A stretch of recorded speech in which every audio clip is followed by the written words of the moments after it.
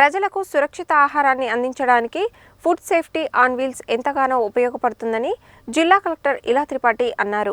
ప్రజలను ఆరోగ్యంగా ఉంచడానికి కల్తీ రహిత ఆహారం అందుబాటులో ఉంచేందుకు ఈ వాహనం ఎంతో ఉపయోగకరంగా ఉంటుందన్నారు.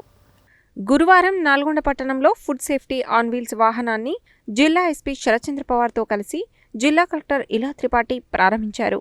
ఆహార భద్రతపై ప్రజలకు అవగాహన కల్పించడం, ఆహారంలో కల్తీని గుర్తించే విధానాలను ప్రజలకు వివరించడంతో పాటు నాణ్యమైన ఆహారం వినియోగంపై ప్రజలను చైతన్యవంతం చేసే ఉద్దేశంతో ఈ వాహనాన్ని ప్రారంభించారు. రహదారి పక్కన ఉన్న చిన్న వ్యాపారస్తులు హోటళ్లలో అమ్ముతున్న ఆహార నాణ్యతను పరిశీలించడం, కల్తీ ఆహారాన్ని గుర్తించడం, వినియోగదారులకు ఫుడ్ సేఫ్టీపై అవగాహన కల్పించడం, కల్తీ ఆహారం తీసుకోవడం వల్ల కలిగే అనారోగ్య సమస్యలను వివరించడం, వ్యాపారులకు నిబంధనలపై అవగాహన కల్పించడం ఈ వాహనం ఏర్పాటు యొక్క ముఖ్య ఉద్దేశాలు. ఈ వాహనం ఎంతగానో ఉపయోగకరంగా ఉంటుందని, ప్రజలందరూ దీనిని సద్వినియోగం చేసుకోవాలని జిల్లా కలెక్టర్ ఇలా త్రిపాఠి సూచించారు.